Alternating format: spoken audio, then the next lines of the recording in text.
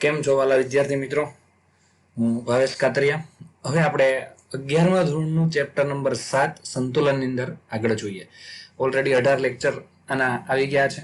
19મો lecture જે છે. હવે જેટલી વચ્ચે આપણે થોડા લેક્ચર લીધા હતા થિયરીના, એના પછી પાછા ન્યુમેરિકલ, ફરી પાછી આપણે થિયરી લીધી, અને જેટલી હવે પાછી થિયરી ચાલી છે બ્રોન્સ્ટેડ લોરી એસિડ બેઝ, એના પછી એના પાછાના આપણે ન્યુમેરિકલ લઈએ છીએ. હવે તો મેં કીધું હતું એ પ્રમાણે ન્યુમેરિકલ જે છે એની તમારે અલગથી નોટ બનાવવાની છે, એટલે ખાસ ધ્યાન રાખજો.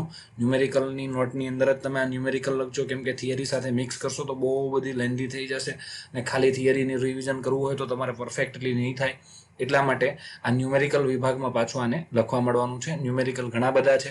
હવે થિયરી જે છે એ બહુ ઓછી બાકી છે, પણ ન્યુમેરિકલ હવે ઘણા બધા છે, એટલે વ્યવસ્થિત ધ્યાન આપજો, અને બહુ જ અગત્યના છે.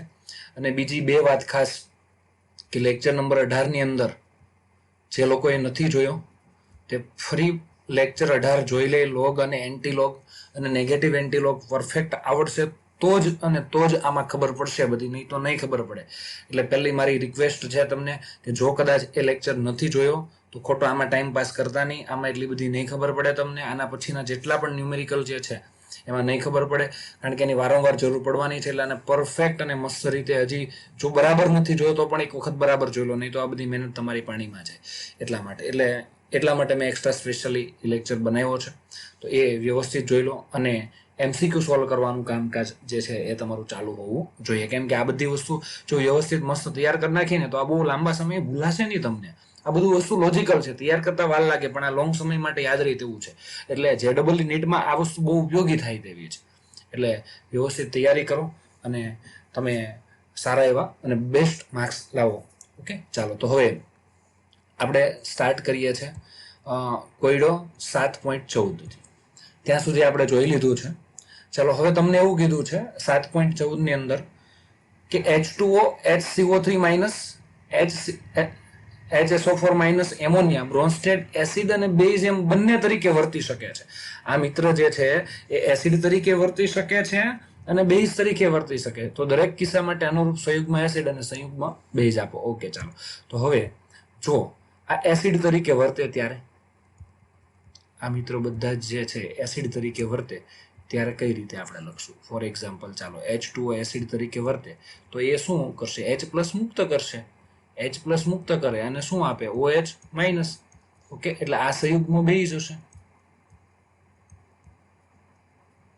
આ સંયુગ્મ બેઝ છે. ઓકે, આ સંયુગ્મ બેઝ આપશે તમને. આ સંયુગ્મ બેઝ કયો છે? OH minus.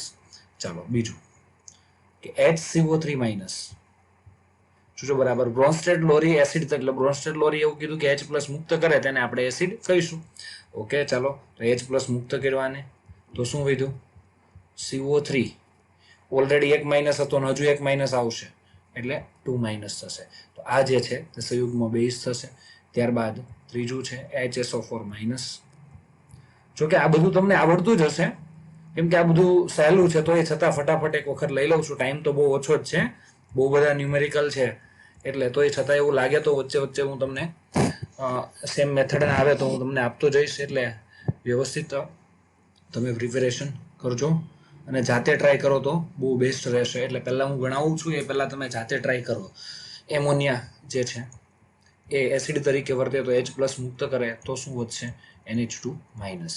ઓકે, આ NH2 માઇનસ એક જ મિનિટ વ્યવસ્થિત લખી નાખો. NH2 minus, NH2 minus. ચાલો આ બધા જ જે છે તે સંયુગ્મ બેઝ છે. આ બધા જ એના જે મેળા છે તે સંયુગ્મ બેઝ. તમને ખબર છે સંયુગ્મ બેઝ હોય ને તો એક H+ ઓછો હોય, આપણે વાત થઈ જ ગઈ છે. હવે આની આ જ વસ્તુ જે છે એ સંયુગ્મ એસિડ તરીકે વર્તે તો, એટલે કે H2O જે છે એ બેઝ તરીકે વર્તે તો, બેઝ તરીકે હોય તો સામે શું આપશે? સંયુગ્મ એસિડ. સંયુગ્મ એસિડ તો બેઝ તરીકે વર્તે તો એક H+ મેળવે છે. H+ મેળવે એટલે અહીંયા શું લખશું આપણે? H3O+. ઓકે, બીજું HCO3 માઇનસ. H+ મેળવે તો શું થાય? H2CO3. આ સંયુગ્મ એસિડ તમને મળી ગયા. ત્રીજું HSO4 માઇનસ. બેઝ તરીકે વર્તે તો એક H+ મેળવે, એક H+ મેળવે તો શું થઈ જાય? H2SO4. તો આનો સંયુગ્મ એસિડ આ છે. અને ચોથું એમોનિયા જે છે એક H+ મેળવે તો NH4+ થઈ જાય. ઓકે, એટલે આ રીતે આ જે ચાર મિત્રો જે છે આપણા તે એસિડ તરીકે વર્તે છે અને બેઝ તરીકે વર્તે છે. એસિડ તરીકે વર્તે ત્યારે એના સંયુગમાં બેઝ કયા હશે? તો ભાઈ આવડા હશે. અને બેઝ તરીકે વર્તે છે, આ બેઝ તરીકે વર્તે છે તો એના સંયુગમાં એસિડ કયા હશે? આ હશે. તો બસ આટલું લિસ્ટ આપવાનું હતું. ઓકે, ચાલો દોસ્તો, તો કોયડો 7.15. ઓકે, 7.15 તો આપણે રેગ્યુલર જે છે ત્યારે ગણાવી જ દીધો છે. એક વખત તો એ છતાં પણ જાતે એકવાર ટ્રાય કરજો અને આપણે થિયરી ચલાવી એની અંદર ગણાવેલો જ છે. ચાલો, હવે કોયડો 7.16. 7.16 જે છે તે એક ઠંડા પાણીમાં નમૂનામાં હાઇડ્રોજન આયનની સાંદ્રતા 3.8 ગુણ્યા 10⁻³ મોલર છે. તો તેની પીએચ કેટલી થશે? ચાલો, હવે મોસ્ટ ઇમ્પોર્ટન્ટ વસ્તુ સ્ટાર્ટ થાય છે. આપણે જે પીએચ ની વાત કરી હતી એના બહુ બધા ન્યુમેરિકલ પૂછાય છે. જેડબલઈ નીટમાં ખાસ પૂછાય છે. એટલે વ્યવસ્થિત આ જે શરૂઆત છે આના પર જે અલગ અલગ આવે છે. આમાંથી સહેલાઈ ઘણી વખત પૂછી નાખે, ડિફિકલ્ટી પૂછે છે. કયા લેવલના પૂછે ફિક્સ નહીં, પણ હા પૂછે છે બધા જ. એટલે બરાબર ધ્યાન આપજો. પીએચ શોધવાની છે. તમને શું આપ્યું છે? હાઇડ્રોજન આયનની સાંદ્રતા. જે વસ્તુ આપી છે એ પહેલા આપણે લખી નાખીએ. હાઇડ્રોજન આયનની સાંદ્રતા એટલે H+ ની સાંદ્રતા અથવા H3O+ ની સાંદ્રતા, જે કેવું હોય તે બેમાંથી એક. 3.8 ગુણ્યા 10⁻³ આવું આપ્યું છે.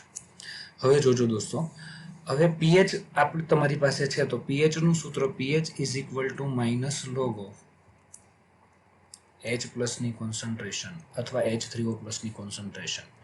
ઓકે, માઇનસ log of આ H+ ની કોન્સન્ટ્રેશન છે 3.8 ગુણ્યા 10⁻³. હવે સૌથી પહેલા તો જે છે આ માઇનસ આગળ લખ્યો છે ને તો એને થોડોક ટાઈમ અલગ રાખજો. છે વસ્તુ નાની પણ આમાં સ્ટુડન્ટ મોટા ભાગે ભૂલ કરી નાખ્યા છે. આ માઇનસ આપણા સિસ્ટમની બહાર છે. એટલે આ લોગ જે છે ગુણાકારમાં હોય તો આપણે નિયમ જોયો તો આને એ કહી દો, આને શું કહી દો? બી. તો આ બેનો સરવાળો થાય, તમને ખબર છે. તો અહીંયા આપણે લખીએ કે માઇનસ, આ સિસ્ટમ અલગ રાખીએ. અહીંયા લખવું log 3.8 અને પ્લસ આ log 10⁻³ ખ્યાલ આવ્યો?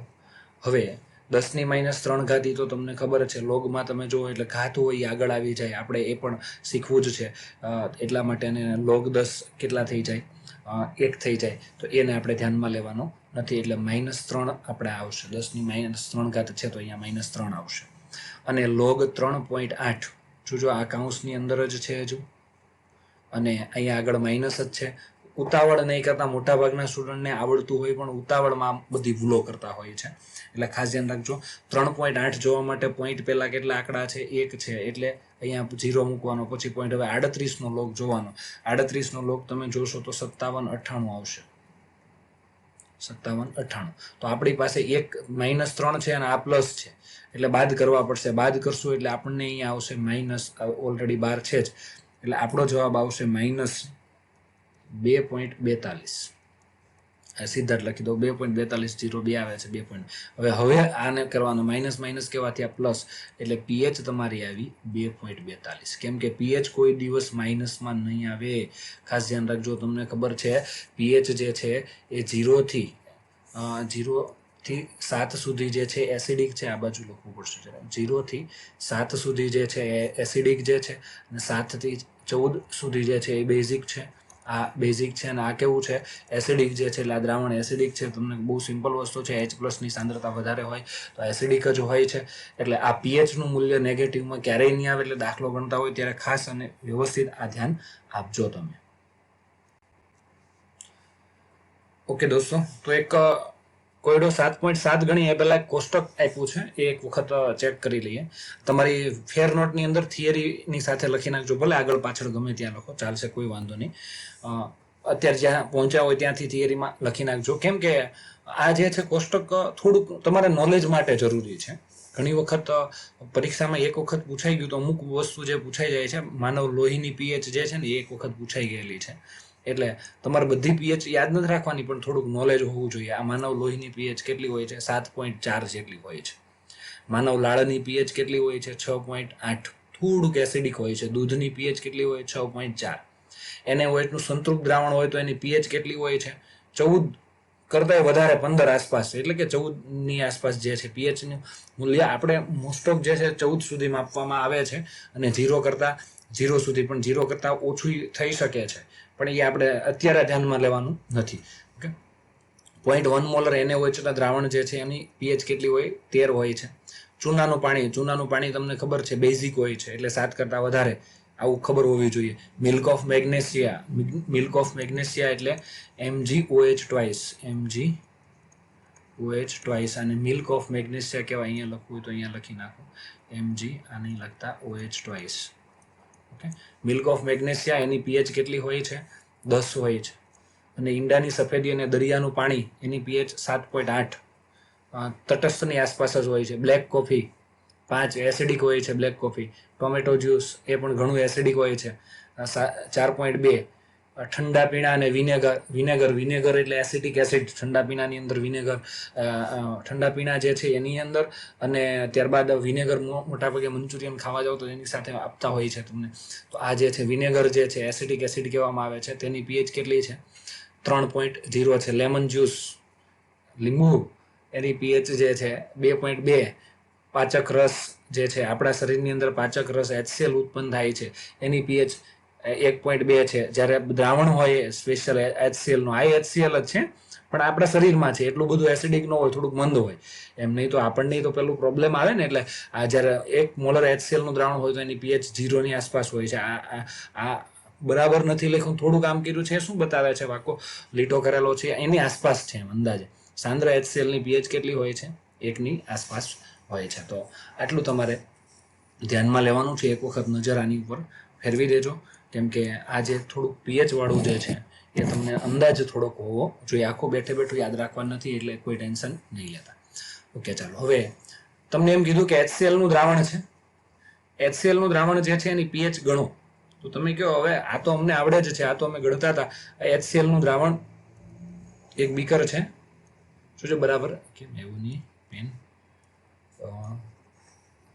ચલો, HCl નું એક બીકરની અંદર HCl નું દ્રાવણ છે, ભર્યું છે. જોજો, બરાબર ધ્યાન આપજો. હવે HCl નું દ્રાવણ ભર્યું છે તો માત્ર એમાં HCl નહીં હોય, તમને ખબર છે HCl હશે અને પ્લસ પાણી પણ હશે, જલીય દ્રાવણ જ હોય. તો હવે આની અંદર તમને એમ કીધું કે H+ ની પીએચ કેટલી થાય, એટલે કે HCl ના દ્રાવણની પીએચ કેટલી થશે? એસિડિક જ હશે, તમને ખબર છે. HCl હોય એટલે એસિડ છે, એટલે એસિડિક જ હોય. ઓકે, ચાલો. તો આપણે પીએચ આની ગણીએ. તો તમે કહેતા સર આપણે વાત કરી હતી, જો 10⁻2 હોય ને H+ ની સાંદ્રતા, આ H+ ની સાંદ્રતા જો 10⁻2 હોય, H+ ની સાંદ્રતા 10⁻2 હોય તો પીએચ કેટલી હોય? 2 હોય. ઓકે, આની સાંદ્રતા 10⁻3 હોય તો પીએચ 3 હોય. આવું આપણે જોયું હતું ને, એ પ્રમાણે આપણે પીએચ = log of H+ કરીએ અને અહીંયા લખી દઈએ 1.0 × 10⁻8, એટલે તમારે એ જ જવાબ આવે. કેમ કે આના log 1 આવે ને log 10⁻8 એટલે -8 જવાબ આવશે. અહીંયા આવી રીતના આવશે, આ માઇનસ આવશે, log 1 0 થશે અને પ્લસ log 10⁻8, 10⁻8 આગળ આવે એટલે આનો 0 થાય, અને અહીંયા કેટલો આવે? -8. માઇનસ કેવા થઈ જાય? પ્લસ થઈ જાય, એટલે +8 આવે. એટલે પીએચ કેટલી આવે? 8. ઓકે, આ વસ્તુ કેમ પોસિબલ બને? વિચાર કરો, પીએચ 8 તો દ્રાવણ બેઝિક થાય, 7 કરતા વધી ગઈ ને, 0 થી 7 અને 7 થી 14, 7 થી વધુ એટલે દ્રાવણ બેઝિક થાય. આપણે નાખ્યો છે એસિડ ને દ્રાવણ બેઝિક થાય એવું બને નહીં. એટલે આ વસ્તુ જે છે આપણે પીએચ મેળવી ખોટી છે. તો હશે શું? તો ખરેખર HCl ના દ્રાવણમાંથી જે H+ આવ્યો છે તે અહીંયા આપણે ગણ્યો છે, અને સાથે સાથે પાણીમાંથી પણ H+ ની સાંદ્રતા હોય છે. તમને ખબર હોય તો પાણીમાં પણ H+ ની સાંદ્રતા હોય છે, તો એ ગણવી પડે. એટલે કે જ્યારે આપણે એસિડ નાખ્યો છે બીકરની અંદર, જો હવે ખાસ ધ્યાન રાખજો, આ બીકર જે છે, આ HCl નું દ્રાવણ જે છે ભરેલું છે. હવે બને એવું કે હમણાં જ આપણે દાખલો ગણ્યો તો તમે કીધું ત્યારે સર તો તમે એવું કાંઈ કીધું નહીં, આપણે દાખલો ગણ્યો ત્યારે સમથિંગ 3.8 × 10⁻3 મોલર H+ ની સાંદ્રતા હતી. ત્યારે તો આપણે એવું કંઈ કીધું જ નહીં, પણ નહીં, જરૂર નહોતી. આ દ્રાવણની અંદર H+ ની સાંદ્રતા 2 રીતે હોય. એક HCl માંથી H+ આવ્યો હોય એની સાંદ્રતા, અને પાણીની અંદર H+ હોય છે. પાણી હોય ને અંદર તો એમાં H+ હોય જ છે. એમાં H+ ની સાંદ્રતા તમને બધાને જ ખબર છે કે 1 × 10⁻7 મોલર હોય છે. પણ આ બહુ ઓછી કહેવાય. 10⁻7 મોલર એટલે 0.00001 2 3 4 5 6 અને અહીંયા 1 આટલી સાંદ્રતા હોય છે, બહુ ઓછી હોય છે, એટલે આપણે આને ગણતા નથી, અવગણીએ છીએ. એટલા માટે આપણે માત્ર એક જ સાંદ્રતા લેતા હતા, બરાબર છે. આ કેટલી લીધી હતી આપણે? 3.8 ગુણ્યા 10⁻3 આટલી લીધી હતી કે નહીં? પણ હવે આ કેસમાં જોજો બરાબર, આટલી સાંદ્રતા નથી, 3.8 નથી. હવેના કેસમાં કેટલી છે સાંદ્રતા? અહીંયા તમને આપી છે તે H+ ની સાંદ્રતા 1 ગુણ્યા 10⁻8 છે. બહુ ઓછી છે. જે અંદર ઓલરેડી પાણીમાં H+ હતો એના કરતા ઓછી છે. તો આ સાંદ્રતા ગણવાની. અંદર જે સાંદ્રતા છે 1 ગુણ્યા 10⁻7 એના કરતા ઓછી સાંદ્રતા તમને આપેલી હોય તો આ સાંદ્રતા ધ્યાનમાં લેવાની. આ ધ્યાનમાં લેવાની, બાકી આ ધ્યાનમાં લેવાની જરૂર નથી. આ 10⁻7 કરતા વધુ આપી હોય ને એટલે 10⁻3 એટલે વધુ જ કહેવાય, ખબર છે ને? ઘાત ઘટે એટલે સાંદ્રતા વધે, આ માઇનસ ઘાત છે એટલે આ સાંદ્રતા જ્યારે ઓછી આપી હોય, 10⁻8 આપી છે, આના કરતા ઓછી, ત્યારે આ ધ્યાનમાં લેવાની. તો પાણીમાં H+ ની સાંદ્રતા ટોટલ કેટલી થશે? તો ટોટલ H3O+ ની સાંદ્રતા બરાબર HCl માંથી H+ ની સાંદ્રતા અને પ્લસ પાણીમાંથી H+ ની સાંદ્રતા, H2O માંથી H+ ની સાંદ્રતા, H2O માંથી H+ ની સાંદ્રતા, પાણીમાંથી H+ ની સાંદ્રતા અને H2O માંથી H+ ની સાંદ્રતા બેનો સરવાળો કરવો પડે. HCl માંથી H+ ની સાંદ્રતા 1 ગુણ્યા 10⁻8 છે. ઓકે, અને આ સાંદ્રતા કેટલી છે? પાણીમાંથી H+ ની સાંદ્રતા 1 ગુણ્યા 10⁻ કેટલી ઘાત છે? 7 મોલર. આ બેનો સરવાળો કરવો હોય તો ઘાત સરખી હોવી જોઈએ, તમને ખબર છે. ઓકે, તો આની -7 કરવી હોય તો શું કરવું પડશે? તો -7 કરવી પડે તો 0.1 ગુણ્યા 10⁻7 આવી રીતે લખાય, બરાબર. હવે અહીંયા 1 ગુણ્યા 10⁻7, તો આ બેનો સરવાળો થશે 1 અને 0.1 એટલે કેટલો જવાબ આવશે? 1.1 ગુણ્યા 10⁻7. હવે તમે જવાબ લો. હવે તમે pH નું સૂત્ર મૂકી અને ગણતરી કરો, કેમ કે આ જે ધ્યાનમાં લેવાની. તો હવે pH આ H3O+ ની સાંદ્રતા આવી આપણે. તો pH ઇઝ ઇક્વલ ટુ શું થશે? pH is equal to minus log of H3O+ ની concentration is equal two log H3O+ ની કોન્સન્ટ્રેશન 1.1 ગુણ્યા 10⁻ કેટલી ઘાત થાય? 7 થાય છે. ઓકે, ચાલો 10⁻7 થાય તો આપણા નિયમ પ્રમાણે અહીંયા શું આવશે? આ -12 જે છે એમને જ અહીંયા સિસ્ટમની અંદર log 1.1 પ્લસ આ બે વસ્તુ અલગ થઈ ગઈ ને, આ બે વસ્તુ આ અને આ બે, એટલે log 1.1 અને પ્લસ log 10�7. જો હવે તમે પછી સ્પીડમાં કામ કરતા હોય તો આ 10�7 છે એ -7 કરીને આગળ લઈ લેવાના. આ સ્ટેપ ન લખો તો ચાલે, કોઈ જરૂર નથી, ખ્યાલ આવે ને? પછી પણ હા, થોડુંક આ માઇનસ જે છે એને ભૂલવાનો નહીં, કેમ કે આ બે માઇનસને મિક્સ કરી દે છે સ્ટુડન્ટ, એટલા માટે. હવે log 1.1 ની વેલ્યુ લો એટલે કેટલે આવશે? પોઈન્ટ પહેલા એક આંકડો છે એટલે 0 આવશે. હવે 11 નો તમારે log જોવાનો થાય. 11 નો તમે log જોશો તો 0.0414 સમથિંગ આવશે, એ તમારે જોવાનું છે. અને અહીંયા આવશે -7 આવશે. ઓકે, તો આ પ્લસ છે ને આ માઇનસ છે, તો આને આમાંથી બાદ કરી નાખો તો તમારે જવાબ આવશે. અહીંયા માઇનસ છે ઓલરેડી, આ જવાબ માઇનસમાં આવશે. 6.96 સમથિંગ જવાબ આવશે. 6.9586 આવે છે આપણે, એટલે 6.96 લખી દઈએ છીએ. માઇનસ બે પ્લસ થઈ જાય એટલે આ દ્રાવણની pH કેટલી થઈ ગઈ? 6.96. હવે આ બરાબર કહેવાય. કેમ? પેલા pH 8 આવતી, હવે હતો અંદર એસિડ, અને pH કોની આવતી? બેઝિકની, બેઝની. કેમ કે અહીંયા 7 અને પછી અહીંયા 14, તો આ દ્રાવણ બેઝિક થાય ને આ કેવું થાય? એસિડિક. તો તમારે અંદર હતો એસિડ અને pH 8 આવતી હતી, તો એ વાત જ ખોટી કહેવાય ને. એટલે હવે pH 7 કરતા ઓછી આવી, ભલે થોડીક જ ઓછી આપી, એટલે થોડુંક જ એસિડિક છે, નોર્મલ જ એસિડિક છે, તટસ્થ કરતા થોડુંક જ, પણ કહેવાય તો એસિડિક જ ને. એટલે આ વાત જે છે એ સાચી છે. એટલે આ ધ્યાન રાખજો, આ એક્ઝામની અંદર પ્રશ્ન તમને પૂછી શકે છે.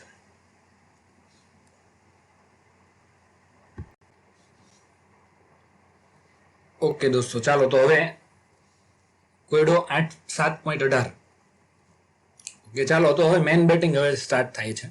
અલગ પ્રકારની પદ્ધતિ, એટલે બરાબર ધ્યાન આપજો, કારણ કે આ ટાઈપની થોડી ઘણા તમે એક્ઝામ્પલ ગણશો પછી તમને ધીમે ધીમે ફાવશે, એટલે એકસાથે કદાચ ન પણ આવડે, કેમ કે થોડાક અલગ અલગ પ્રકારના છે, દર વખતે કંઈકનું કંઈક નવું એડ કરતા જશે, એટલે બધાની પ્રેક્ટિસ વ્યવસ્થિત કરવાની છે. આપણે બધા જ પહેલી વખત દાખલો ગણીએ છીએ, મેથડ જે છે દર વખતે થોડીક બદલાતી રહેશે, એવું થતું રહેશે, એટલે ખાસ ધ્યાન આપજો તમે. ચાલો, થિયરી જેને પરફેક્ટ તૈયાર કરી છે, જેને સૂત્ર પરફેક્ટ તૈયાર કર્યા છે, એટલા માટે જ મેં તમને સૂત્ર લખાવ્યા હતા. પાછા ટાઈમ ઓછો હતો છતાં પણ મેં પાછા છેલ્લા જે થિયરીનો લોગ 17મા લેક્ચરની અંદર મેં બધા સૂત્રો પાછા લખાવેલા છે, કેમ કે દાખલા માટે બહુ જ જરૂરી છે. અને આ દાખલા બે રીતે ગણાય, શોર્ટકટથી પણ થાય છે અને રેગ્યુલર પણ થાય છે, એટલે આપણે શોર્ટકટ જ હું તમને મસ્ત રીતે શીખવું છું. ખ્યાલ આવ્યો? કેમ કે લોંગ કટમાં જવાની કોઈ જરૂર નથી, આપણે શોર્ટકટથી કામ થતું હોય. જવાબમાં થોડુંક ડિફરન્ટ આવશે પોઈન્ટમાં, પણ આપણે શોર્ટકટ વાળી જ રીત લેવાની છે, કારણ કે આ JEE નીટ માટે પ્રિપેર કરતા હોઈએ તો આપણે શોર્ટકટ જ યુઝ કરવાનો હોય છે. એટલે વ્યવસ્થિત તમે ધ્યાન આપજો, અને એની પ્રેક્ટિસ બહુ જ માગશે, એટલે વ્યવસ્થિત પ્રેક્ટિસ કરતા જજો, જાતે ગણતા જજો, દરરોજ જે દાખલો ચાલે તે. ચાલો, હવે તમને આપ્યું છે કે HF નો આયનીકરણ અચળાંક. ઓકે, જેટલી વસ્તુ આપી છે એ આપણે અહીંયા લખતા જઈએ. આયનીકરણ અચળાંક Ka. કેમ Ka લખ્યો મેં?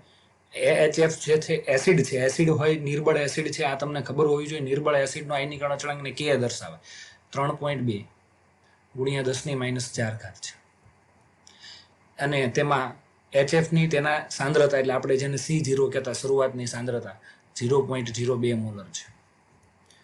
તો વિયોજન અંશ ગણો, આલ્ફા ગણો. ઓકે, આલ્ફા ગણવાનું છે. ત્યારબાદ દ્રાવણમાં હાજર આ સ્પીસીસ જે છે H3O+ ની સાંદ્રતા, ત્યારબાદ F- ની સાંદ્રતા, OH- ની સાંદ્રતા અને pH, આટલી વસ્તુ શોધવાની છે. ચાલો, તો હવે પહેલા તો સૌથી પહેલા આપણે વિયોજન અંશ માંગ્યો છે, પણ એ પહેલા સમીકરણ કેવું આવશે, કઈ રીતના એનું રિપ્રેઝન્ટેશન થશે, તો એક વખત એ જોઈ લો. એ તમને ખબર હોવી ફરજિયાત છે. HF જે છે એને પાણી સાથે પ્રક્રિયા થાય છે, આયનીકરણ થાય છે.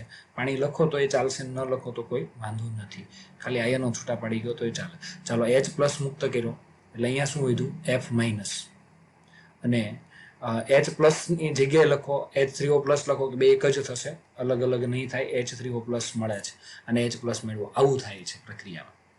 હવે ખરેખર આની અંદર શરૂઆતમાં શું થાય છે તમને ખબર છે? શરૂઆતની અંદર આની સાંદ્રતા કેટલી હોય છે? શરૂઆતની અંદર આની સાંદ્રતા તમને ખબર છે કેટલી છે? C0 આપણે જેને કહીએ છીએ 0.02 મોલર છે આની સાંદ્રતા શરૂઆતમાં. આની સાંદ્રતા 0 હોય, આની સાંદ્રતા પણ કેવી હોય? 0. હવે વિયોજન અંશ આલ્ફા, જો સમીકરણમાં જો તો આનો 1 મોલ છે, આનો 1 મોલ છે, અને આનો 1 મોલ વપરાય છે, ત્યારે આને 1 મોલ મળે છે. એટલે એના ઉપરથી આપણે લખી શકીએ આલ્ફા મળે છે, આ આલ્ફા મળે છે, આ 1 - આલ્ફા લખવાનો હોય. ઓકે, આ 1 - આલ્ફા લખવાનો હોય. હવે સંતુલન સાંદ્રતા જોઈતી હોય, સંતુલન સાંદ્રતા આપણે સાંદ્રતા જોઈતી હોય. આ તો પેલા હજી શોર્ટકટ ડાયરેક્ટ MCQ ગણતા હોય તો આની લખવાની જરૂર નહીં પડે તમને. એટલે પણ આ તો કોન્સેપ્ટ, લોજિક ખબર હોવી જોઈએ, કે નહીં તો તમે MCQ અથવા તો દાખલો જે છે ગોખો કહેવાય. મેન વસ્તુ શું આવે છે એ ખબર હોવી જોઈએ. એટલે જેટલું ભલે વાર લાગે તમારે, પણ સમજીને તૈયાર કરો તો લાંબો સમય યાદ રહે. બાકી તો મારી ફટાફટ પૂરું થઈ જાય, પણ તમે આ સમજીને તૈયાર કરો ને તો એ લાંબો સમય યાદ રહે. હા, શોર્ટકટ તો આપણે યુઝ કરવાનો જ છે, કેમ કે એના MCQમાં એ જ મજા આવશે ને, એટલે એમાં જ ફટાફટ થશે. બાકી લાંબા લાંબા દાખલા કેમ થશે? અને હા, બીજી એક વાત એક ચોખવટ કરી દો કે આમાં કેલ્ક્યુલેટરની વારંવાર જરૂર પડશે. તમને એમ થાય તો JEE-માં શું કરશું? હા, JEE-માં એ લોકો કંઈક જુગાડ કરીને આપ્યો જ હોય છે. આટલા બધા કોમ્પ્લિકેટેડ એ લોકો કંઈક એવી રકમ ગોઠવી દે છે કે તમારે કેલ્ક્યુલેટરની જરૂર નથી પડતી, અથવા અડધે સુધી દાખલો ગણીને જ ઓલરેડી આપી દે, અમુક વસ્તુ ગણીને જ આપી દે છે. એટલે એ ટેન્શન તમે અત્યારે જવા દો. અત્યારે તમે આરામથી કેલ્ક્યુલેટર યુઝ કરી શકો છો વ્યવસ્થિત. હા, પણ નાની ગણતરી હોય તો ત્યાં નહીં યુઝ કરવાનું. બાકી તમે આટલી કોમ્પ્લિકેટેડ કેલ્ક્યુલેશન હોય તો તમે કેલ્ક્યુલેટર વાપરી શકો છો. પછી એ લોકો એવી જ ગણતરી આપશે કે એની અંદર તમારે કેલ્ક્યુલેટર ઓછો યુઝ થતો હોય. ખ્યાલ આવ્યો કે નહીં? એટલે હા, 90% કેસમાં એવું કરીને આપે જ છે, પણ 10% કેસમાં નથી આપતા. તો એ 10% કેસમાં નથી આપતા, એ તમારા લક ઉપર, તમારે કઈ શિફ્ટમાં પેપર આવે છે, તમારે કઈ રીતના છે એ તમારા લક ઉપર ડિપેન્ડ કરશે. એટલે 90% આપી જ દે છે તો ખોટું તમારે અત્યારે. હા, એટલે બીજા કોઈ દાખલાઓ જે છે એમાં સાદું ગણતરી હોય તો એમાં જાતે છેદ ઉડાડી દેવાના છે, વ્યવસ્થિત ગણતરી કરી નાખવાની. પણ આમાં તો બધી પોઈન્ટમાં બહુ બધી ગણતરી આવતી હોય તો અત્યારે તમે શરૂઆતમાં કેલ્ક્યુલેટર વાપરજો, નો ડાઉટ, કોઈ ટેન્શન નથી. ચાલો, હવે સંતુલન સાંદ્રતા સી જે આપી છે, તો એ સાંદ્રતા સી એટલે શું થાય કે આ આલ્ફાને કોના વડે ગુણી દેવાનો? સી વડે ગુણી દેવાનો. એટલે તમે ખબર ને, આમ સી ઇન્ટુ શું લખતા હતા? 1 - આલ્ફા. અહીંયા શું લખતા હતા? C alpha. અહીંયા શું લખતા હતા? C alpha. આવું. એટલે આ સંતુલન સાંદ્રતા થઈ ગઈ. આ સંતુલન સાંદ્રતા F- ની સંતુલન સાંદ્રતા આટલી થાય, H3O+ ની સંતુલન સાંદ્રતા એટલી થાય. અને જેટલી F- ની હશે એટલી જ H3O+ ની હશે. હા, એ ખાસ ધ્યાન રાખજો. અને જેટલો F- મળે એટલો HF માંથી બાદ કરવાનો, 0.02 માંથી. અને C બરાબર કેટલા છે? 0.02. એટલે C ની જગ્યાએ શું લખી દેવાનું? આ 0.02 લખી દેવાના થાય તમારે. ઓકે, ચાલો. તો હવે આ રેગ્યુલર આ રીતે ગણીએ તો દાખલો મોટો થાય, પણ અહીંયા સુધીનો કોન્સેપ્ટ તમને ખબર હોવો જોઈએ. હવે પહેલા વિયોજન અંશ આલ્ફા ગણી લઈએ આપણે. તો આલ્ફા બરાબર, બોલો, આલ્ફાનું સૂત્ર કયું હતું? વિયોજન અંશ છે, અચળાંક નહીં, વિયોજન અંશ. આલ્ફા બરાબર √k/C0. કે બરાબર આયનીકરણ અચળાંક થશે, એ તમને ખબર જ છે. એ તમને રકમમાં આપેલો જ છે, 3.2 ગુણ્યા 10⁻⁴. ઉપર રકમમાં આપેલો છે, આ તમે જોઈ શકો છો. ખ્યાલ આવ્યો? શરૂઆતની સાંદ્રતા તમને આપેલી છે C0 0.02. આનું તમે સાદું રૂપ આપો, ગણતરી કરો તો તમારે 160 ગુણ્યા 10⁻⁴. કેલ્ક્યુલેટર મારવામાં આમાં ટાઈમ પાસ નહીં કરીએ આપણે ખોટો, કારણ કે બહુ બધા દાખલા છે. એટલે તમે આ ગણતરી તૈયાર જ જે છે એ ગણતરી તમે પછી જાતે એક વાર કેલ્ક્યુલેટર લગાવીને ટ્રાય કરજો. તમે ગણજો એક વખત જાતે, કારણ કે આમાં વચ્ચે નહીં આપણે રોકાઈએ, કારણ કે આટલી બધી ગણતરી કરશું તોય ઘણો બધો ટાઈમ લાગશે. એટલે તમે એ ખાસ ધ્યાન રાખજો. તમે જ્યારે ગણતરી કરતા હોય ત્યારે તમારે જાતે ગણતરી કરવાની, બેઠા આંકડા આમાંથી નથી મૂકવાના તમારે. ચાલો, હવે આનું વર્ગમૂળ કાઢીએ છીએ આપણે, તો આપણે જવાબ આવે છે 12.64 ગુણ્યા 10⁻². ઓકે, એટલે આલ્ફા આવે છે 12.64 ગુણ્યા 10⁻², એટલે 0.1264 આટલું આવે છે. ઓકે, 0.1264 એટલે 12.64% જેટલું વિયોજન થયું. ટકામાં લેવું હોય તો આને 100 વડે ગુણી દેવાનું, બીજું કાંઈ નહીં, બહુ સાદી જ વાત. ટકામાં પૂછું કેટલા વિયોજન કેટલા ટકા થયું, તો 12.64. ખ્યાલ આવ્યો? અને વિયોજન અંશ કેટલો, તો તમને ખબર છે આ એકમાંથી જ લેવામાં આવે છે, એટલે વિયોજન અંશ થશે 0.1264. અને રેગ્યુલર પદ્ધતિથી ગણો તો 0.1187 સમથિંગ જવાબ આવે છે, એટલે 0.12 આવે ને આમાં 0.1264 આવે, એટલે પહેલા બે આંકડા સરખા જ આવે, વાંધો આવે નહીં. એટલું ચાલશે આ બાબતમાં, એટલું ચાલશે. એટલે તમે આ શોર્ટકટ જ યુઝ કરવાનો છે. ચાલો, હવે એના પછી તમને શું માંગ્યું છે? એના પછી તમને માંગ્યું છે આ બધાની સાંદ્રતા. તો જેટલી સાંદ્રતા OH+ ની સાંદ્રતા મળી જાય એના પરથી OH- ની સાંદ્રતા તમને મળી જાય, નો ડાઉટ, એમાં કોઈ પ્રશ્ન નથી. OH- ની સાંદ્રતા 1 મિનિટ નથી માગી, મેં લખી નાખી છે. જોકે કદાચ જોઈતી હોય તો મળી પણ જાય. આમાં આના H+, H3O+ ની મળે એના પરથી, પણ આપણને માગી નથી તો ખોટી લખવાની જરૂર નથી. ચાલો, હવે જેટલી આ H3O+ ની સાંદ્રતા જેટલી હશે, આ F- ની અને H3O+ ની બંનેની સાંદ્રતા સરખી જ હશે, એટલે એ આપણે લખવી હોય તો H3O+ ની સાંદ્રતાનું સૂત્ર તમને ખબર છે. કે વાળો આપણે લખ્યા હતા ત્યારે નિર્બળ એસિડનો વિયોજન અચળાંક હતું, ત્યારે H3O+ ની સાંદ્રતા માટેનો શોર્ટકટ પણ દોસ્ત તમને ખબર છે જ. બોલો, વિચારો, ચલો ફટાફટ. √k ઇન્ટુ શું આવતું હતું? C0. અરે ભાઈ, કે તો છે જ આપણી પાસે. 3.2 ગુણ્યા 10⁻ કેટલી ઘાત થાય? 4 એટલો જ આપ્યો છે ને? હા, ઓકે, 3.2 ગુણ્યા 10⁻⁴. અને C0 કેટલો છે? 0.02 આટલો આપેલો છે. તો આનો તમે ગુણાકાર કરો છો તો H3O+ ની સાંદ્રતા તમને મળશે. આનો ગુણાકાર કરશો તો H3O+ ની સાંદ્રતા સમથિંગ તમને મળશે. વર્ગમૂળ કાઢીને સીધો જ હું જવાબ લખું છું, 2.53 ગુણ્યા, અહીંયાથી આગળ મારે તમને દાખલો ગણાવવાનો પણ ન હોય, કેમ કે આ સીધો જવાબ આવી ગયો. કિંમત તમારે હવે કેલ્ક્યુલેટરથી ગણવાની હોય છે. તો 2.53 ગુણ્યા 10⁻3, એટલે આપણે આને પોઈન્ટમાં ફેરવીએ તો 0.00253 આટલા મોલર સાંદ્રતા થાય. આટલા મોલર H3O પ્લસની. જે H3O પ્લસની સાંદ્રતા છે એ જ કોની છે? F માઇનસની સાંદ્રતા છે. F માઇનસની પણ કેટલી હશે? 0.00253 મોલર આટલી સાંદ્રતા થઈ ગઈ. હવે ઉપર આવો પાછા, જો એની અંદર શું છે? ત્યાં જેટલી H3O પ્લસની સાંદ્રતા તમને અહીંયા મળે છે, F માઇનસની મળે છે, એટલી જ H3O પ્લસની મળે છે. તો H3O પ્લસની સાંદ્રતા, હવે HF ની સાંદ્રતા જોઈતી હોય તો પહેલા આપી જ હતી 0.02 માંથી આટલી બાદ કરવાની, જે આવી હતી. કેમ કે આ ભાઈ જેટલો મળે એટલો આ વપરાય ને, એ તો તમને જૂનું જાણીતું ખબર જ છે. તો આપણે હતી સાંદ્રતા કેટલી? તો કોન્સન્ટ્રેશન ઓફ HF પૂછે, HF ની સાંદ્રતા કેટલી? તો HF ની કોન્સન્ટ્રેશન સંતુલને પૂછે તો કેટલી આવશે? 0.02 આ શરૂઆતમાં હતી અને માઇનસ આ લખવાની 0.00253. એટલે તમારે આ ગણતરી કરશો તમે કેલ્ક્યુલેટરથી તો તમારે જવાબ આવશે 0.01747. 0.01747 એટલે 0.017 લખી નાખો તો એ ચાલશે. 0.017 લખો તો એ ચાલશે. આટલા મોલર સાંદ્રતા આવી. કોની સાંદ્રતા આવી? આ HF ની સાંદ્રતા. ઓકે, હજી એક વસ્તુ બાકી છે દોસ્તો, પીએચ ગણવાની તમને કીધી છે. તો પીએચ પણ બહુ સીધી જ વસ્તુ છે, વાર નહીં લાગે. PH is equal to minus log of H3O પ્લસની કોન્સન્ટ્રેશન. H3O પ્લસની કોન્સન્ટ્રેશન ઓલરેડી મળી ગઈ જ છે. કોન્સન્ટ્રેશન કેટલી છે? H3O પ્લસની કોન્સન્ટ્રેશન હમણાં જ અહીં આપણે લીધી 0.00 અથવા તો 2.53 ગુણ્યા 10 માઇનસ કેટલી ઘાત છે? 3 ઘાત. ઓકે, આનો લોગ તમે જોઈ લો. હવે આ તમારે જાતે કરવાનું છે. લોગ આવશે 2.53 અને પ્લસ લોગ 10 ઘાત માઇનસ 3 ઘાત 10 3 ઘાત. ઓકે, 10 3 ઘાત એટલે અહીંયા સીધું -3 જ મૂકી દેવાનો. આનો લોગ તમારે જોઈ લેવાનો છે અને પછી ગણતરી કરવાની છે. એટલે ફાઇનલ હું પીએચ કહું છું. ઓકે, તમારે 25 નો 3 માં લોગ જોવાનો છે, 0 પોઈન્ટ પછી જે આવે તે મૂકવાનો છે, પછી આવે અને 3 માંથી બાદ કરી નાખવાનો છે. એટલે તમારે ફાઇનલ પીએચ આવશે, એ હું ફાઇનલ જવાબ કહું છું, તમારે આવશે 2.69 આટલી આવશે. એટલે ફાઇનલ પીએચ તમારે કહેવાની રહેશે 2.59. એટલે અહીંયા 9 છે એટલે 2.6 કહી દેવાની. 2.6. તો આ ફાઇનલ આ દ્રાવણની પીએચ કેટલી હશે? 2.6 હશે. તો આ ગણતરી લોગ અને એન્ટી લોગ વાળી ગણતરી નહીં આવડતી હોય તો મેળ જ નહીં પડે. એટલે ખાસ ધ્યાન રાખજો. હા, કેલ્ક્યુલેટર અત્યારે કમ્પ્લીટલી તમારે વાપરવાનું જ છે, કોઈ ડાઉટ વગર. પણ લોગ અને એન્ટી લોગ આવડવો જરૂરી છે. ક્યારે નથી વાપરવાનું એ હું તમને કહીશ.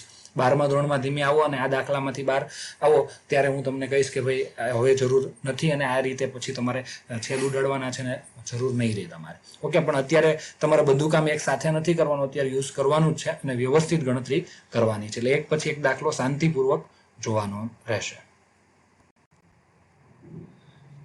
ઓકે દોસ્તો, તો હવે આ દાખલો છે તે સ્વાધ્યાયનો અને ઉદાહરણનો એક પણ નથી, પણ બફર દ્રાવણનો એક પણ દાખલો નહોતો સ્વાધ્યાયમાં ને આની અંદર, પણ ઇનડાયરેક્ટલી પૂછેલા છે તો ડાયરેક્ટ એક દાખલો તમે ગણવો જરૂરી છે. ઇનડાયરેક્ટલી દાખલા આપેલા છે એ સીધા તમને નહીં આવડે, એટલે મેં જૂની ટેક્સ્ટ બુકમાંથી ગોતી અને કાઢેલો છે. તો આ તમે દાખલો ગણી લેજો વ્યવસ્થિત. તો જો ચાલો આ એક દાખલો ગણાવું જ છું તમને કે એક એસિડિક બફર દ્રાવણ બનાવવા માટે 0.25 મોલર જેટલો 0.25 મોલર જેટલો એસિટિક એસિડ. ઓકે, તમને એસિટિક એસિડ આપ્યો છે એટલે તમારે આવશે CH3COOH. એ કેટલો આપ્યો છે? 0.25 મોલર. ઓકે, એસિટિક એસિડના દ્રાવણમાં 0.125 મોલર સોડિયમ એસિટેટ. સોડિયમ એસિટેટનું અણુસૂત્ર આવડવું જોઈએ તમને દોસ્તો. CH3COONA આ સોડિયમ એસિટેટ કહેવાય. આની સાંદ્રતા છે 0.125 મોલર આપી છે, ઉમેરવામાં આવ્યો છે. જો એસિટિક એસિડનો વિયોજન અચળાંક એટલે કે આ જે આપ્યો છે એનો વિયોજન અચળાંક એસિટિક એસિડનો, નિર્બળ એસિડ છે ને તમને ખબર છે, એનો વિયોજન અચળાંક 1.8 ગુણ્યા 10 5 ઘાત હોય તો બફર દ્રાવણની પીએચ ગણવાની છે દોસ્તો. શું ગણવાની છે? બફર દ્રાવણની પીએચ ગણવાની થશે. સૌથી પહેલું કામ તો બફર દ્રાવણની પીએચ જે છે એ શોધવાની છે, તો એ પીએચ નું સૂત્ર તમને આવડવું જોઈએ. તો બફર દ્રાવણની પીએચ માટે pH is equal to pKa plus log ક્ષારની સાંદ્રતા છેદમાં એસિડની સાંદ્રતા. ઓકે, ચાલો. તો હવે અહીંયા કઈ કઈ વસ્તુ આપી છે? તો સૌથી પહેલા આ જે આપ્યો છે દોસ્ત એ એસિડ છે. આ કોણ છે? એસિડ છે. આ જે આપ્યો છે એનો ક્ષાર છે, CH3COOH માંથી CH3COO માઇનસ અને Na પ્લસ આ ક્ષાર છે, એનો સંયુગ્મ બેઝ પણ કહેવાય CH3COO માઇનસ, અને આ ક્ષાર છે. તો બંનેની સાંદ્રતા આપી જ દીધી છે. હવે pKa ઘટે છે, એટલે pKa 2 મિનિટમાં મળી જાય તમને. pKa is equal to minus log of કે. આ તમને આપ્યું છે. જો કે ની કિંમત કેટલી આપી છે અંદર જુઓ તમે રકમની અંદર, કે ની કિંમત તમને આપેલી છે 1.8 ગુણ્યા 10⁻5 એટલે માઇનસ લોગ 1.8 ગુણ્યા 10⁻ કેટલી ઘાત છે 5 ઘાત. એટલે તમને ખબર છે હવે આ લોગ વાળું દર વખતે નથી કરતા, આનો માઇનસનો કેટલો આવશે, -5 જ આવશે, બરાબર. લોગ 10⁻5 ઘાત કરો તો હવે આ લોગ 1.8 ની વેલ્યુ જે છે એ તમારે જોવાની રહેશે. લોગ 1.8 ની વેલ્યુ તમારે જોવાની, એટલે શેમાં જોવાની, 18માં જોવાની. અને 0 પોઈન્ટ પહેલા કેટલા આંકડા છે, 1 છે, એટલે પોઈન્ટ મૂકી દો. 18 નો લોગ તમે જો 18 નો 0 માં જોવાનું, એટલે 0.2553 આવશે. 2553. ઓકે, આ 0.2553 ને 5 માંથી બાદ કરો એટલે -5 માંથી, તો ઓલરેડી અહીંયા આગળ -5 છે જ, તો અહીંયા જવાબ આવશે pKa બરાબર, અહીંયા માઇનસ છે જ બારની સાઈડ, અહીંયા -4.24 સમથિંગ આવશે. 4.24 સમથિંગ, સોરી દોસ્તો, 4.24 નહીં, 74 સમથિંગ આવશે. ઓકે, 74 સમથિંગ આવશે. માઇનસ માઇનસ કેવો થશે, પ્લસ, એટલે pKa બરાબર શું થશે, 4.74. આટલી વસ્તુ આવી ગઈ. અને હવે બીજી એક વાત કહી દઉં તમને, આ વસ્તુ છે ને દર વખતે આવશે. જો તમને Ka આપ્યો હશે 1.8 ગુણ્યા 10⁻5 ઘાત, તો એનો pKa જે છે 4.74 જ થાય છે. આ ખાસ ધ્યાન રાખજો. આ દર વખતે ભાઈ આવી ગણતરી નહીં કરતા, યાદ જ રાખી લેજો. ઘણી વખત અહીંયા 1.8 ની જગ્યાએ 1.78 પણ આપ્યું હશે. 1.8 ની જગ્યાએ અહીંયા 1.78 પણ આપ્યું હશે, એટલે 1.8 લઈ ગુણ્યા 10⁻5 ઘાત આપી જશે. ખ્યાલ આવ્યો? તો એનો Ka આપ્યો હશે, તો એનો pKa 4.74 જ તમારે લઈ લેવાનું દર વખતે. એટલે ખોટી મગજમારી નહીં. એટલે એક વખત ગણતરી કરી લીધી, પછી દર વખતે યાદ રાખી લેવાની. હવે આની કિંમત આપણે મૂકી દઈએ છીએ. ચાલો આની કિંમત મૂકી દઈએ તો કેટલી આવી, pKa ની વેલ્યુ કેટલી આવી આપણે, 4.74 પ્લસ લોગ તમારે ક્ષારની સાંદ્રતા કેટલી છે, 0.125, અને આની સાંદ્રતા કેટલી છે, 0.25. ઓકે, તો હવે આપણે આનું સાદું રૂપ આપવાનું છે. તો આનો તમે ભાગાકાર કરશો તો આ 4.74 પ્લસ લોગ, આનો ભાગાકાર કરશો એટલે 0.5 આવશે, અને 0.5 નો લોગ તમારે જોઈ લેવાનો છે. ખ્યાલ આવ્યો? તમે એમ કહેશો સર અમને 0.5 નો લોગ તો તમે શીખવો નથી. આ બહુ સીધી જ વસ્તુ છે, કેલ્ક્યુલેટરથી ગણતરી કરો તો કંઈ નવું કરવાની જરૂર નથી. તો 0.5 અને 15 વાર વર્ગમૂળ અને સીધું કરી લેવાનું. હવે તમે એમ કહેશો સર આ જે છે પોઈન્ટ વાળા લોગ નથી શીખવા, તો પોઈન્ટ વાળા લોગ તે તમે ટેન્શન ના લો. જો આને આમાં પોઈન્ટને જો તમારે ફેરવવો હોય, કેલ્ક્યુલેટરથી ગણી લો તો સીધો માઇનસમાં જવાબ આવી જશે. પણ જો આને આ રીતથી તમારે ગણવું હોય તો લોગ તમારે આવી રીતે કરી લેવાનું, 5 ગુણ્યા 10⁻1 ઘાત. હવે આનો લોગ તો તમને જોતા આવડે 5.00. ખ્યાલ આવ્યો ને? તો હવે 5 નો લોગ જોઈ લેવાનો, એને અહીંયા મૂકવાનો, અને આ 5 આગળ આવી જાય. ખ્યાલ આવ્યો કે નહીં? તો એ રીતે ગણતરી. અને કેલ્ક્યુલેટરમાં જોઈ લો તો કોઈ માથાકૂટ જ નહીં. 15 વાર વર્ગમૂળ આવશે, -1, પછી ભાગ્યા 0.04070271, તો કોઈ ટેન્શન જ નથી. તો સીધો જ જવાબ તમારે આવી જશે અહીંયા 4.74. એક જ મિનિટ, અહીંયા 4.74 છે, અને આનો સીધો જ જવાબ આવી જશે 0.5 નો લોગ -0.3010. ખ્યાલ આવ્યો? એ સીધો જ. અને તમે માઇનસ કરી નાખશો તો અહીંયા pH ની વેલ્યુ તમને આવશે 4.44 આવશે. 4.44 આટલી આવશે. એટલે આ pH આટલી થઈ જશે તમારે. તો આ દ્રાવણની pH આટલી છે. તો આ વ્યવસ્થિત તમારે દાખલો ગણવાનો છે, કેલ્ક્યુલેશન કરવાની છે. એક વખત આપણે તમે ગણ્યો, હવે જાતે ગણવાનો છે. બીજો એક દાખલો તમને હોમવર્કમાં આપું છું, એનું કામ પણ આવી જ રીતે જે છે, પણ એ બેઝિક બફર દ્રાવણ માટે લાગુ પડે છે. બફર દ્રાવણનું બીજું એક્ઝામ્પલ જે છે આ તમને આપ્યું છે. આમાં જોજો, એક બેઝિક બફર દ્રાવણ માટે એટલા એમોનિયમ હાઇડ્રોક્સાઇડ આપ્યો છે. જો આપ્યું છે એમોનિયમ હાઇડ્રોક્સાઇડ એટલે NH4OH ની કોન્સન્ટ્રેશન તમને આપી છે. બેઝ છે, નિર્બળ બેઝ છે, 0.125 આપી છે. નિર્બળ બેઝ છે હાઇડ્રોક્સાઇડના દ્રાવણમાં. એમોનિયમ ક્લોરાઇડ 0.250 છે, એટલે NH4Cl. આ ક્ષાર છે. કયો ક્ષાર છે, કયો બેઝ છે, એસિડ છે, એ ઓળખતા આવડવું જોઈએ. આ ક્ષાર છે. એમોનિયમ ક્લોરાઇડ એટલે ક્ષાર કહેવાય, નિર્બળ બેઝ કહેવાય. આપણે વાત થઈ ગઈ છે આગળ. આની સાંદ્રતા 0.250 મોલર છે. ઉમેરવામાં. તો જો એમોનિયમ હાઇડ્રોક્સાઇડનો વિયોજન અચળાંક આ જો પાછો આપ્યો કે નહીં, એટલે એમોનિયમ હાઇડ્રોક્સાઇડનો વિયોજન અચળાંક આ નિર્બળ બેઝ છે એટલે કેબી કહેવાય એને. કેટલો છે? 1.8 ગુણ્યા 10⁻5. આ પાછું જ આવ્યું, 10⁻5 છે, 10⁻5. ઓકે, આ પાછું એનું જ આવ્યું, પણ અહીંયા પીકે એ હતો, અહીંયા પીકે બી આવશે, is equal to minus log of Kb. તો આનું સૂત્ર મૂકીને સીધો પીકેબી નો જવાબ જ મૂકી દઉં છું. કેટલો આવશે? 4.74 આવશે. ઓકે, હવે અહીંયા પીઓએચ વાળું સૂત્ર મૂકવાનું છે, પીકેબી પ્લસ લોગ અહીંયા આવશે ક્ષારની સાંદ્રતા છેદમાં કોની સાંદ્રતા આવશે? બેઝની સાંદ્રતા આવશે. હવે અહીંયાથી તમારે જાતે ગણવા તમને આપું છું, જો કે મોસ્ટ ઓફ 90% કામ થઈ ગયું છે. તો આની તમને પીઓએચ મળશે, ખાસ ધ્યાન રાખજો દોસ્તો, પીઓએચ મળશે, અને આની પીઓએચ તમને મળશે 5.045 મળશે, 5.045. આને 14 માંથી બાદ કરશો તો તમને શું મળશે? પીએચ મળી જશે. એટલે પીએચ જ માગી હશે, પણ અહીંયા મળશે તમને સૂત્રથી શું મળશે? પીઓએચ, અને એના પરથી તમારે પીએચ લઈ લેવાની. ખ્યાલ આવ્યો કે નહીં? એટલે આ બેઝિક બફર દ્રાવણ હતું એટલા માટે અહીંયા પીઓએચ મળે છે. બેઝિક બફર દ્રાવણ જો અહીંયા લખ્યું છે બેઝિક બફર, નહીં તો તમને ખબર જ હોવી જોઈએ નિર્બળ બેઝ અને તેના પ્રબળ એસિડ સાથેનો ક્ષાર. પ્રબળ એસિડ કોણ છે? HCl સાથેનો ક્ષાર છે. એટલે બેઝિક બફર દ્રાવણ હોય. તો આ બફર દ્રાવણ વાળું તમારે મસ્ત અને પરફેક્ટ તૈયાર કરી લેવાનું રહેશે.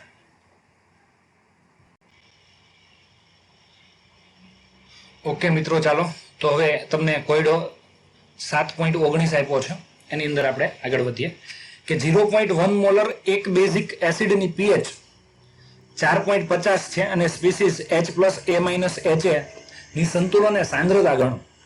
એક બેઝિક એસિડનો કે અને પીકે ગણવાનો છે. આ બધાની સંતુલન સાંદ્રતા પહેલા તો કેટલી વસ્તુ આપી છે કે એક બેઝિક એસિડ છે. એક બેઝિક એસિડ એટલે મોનો બેઝિક એસિડ.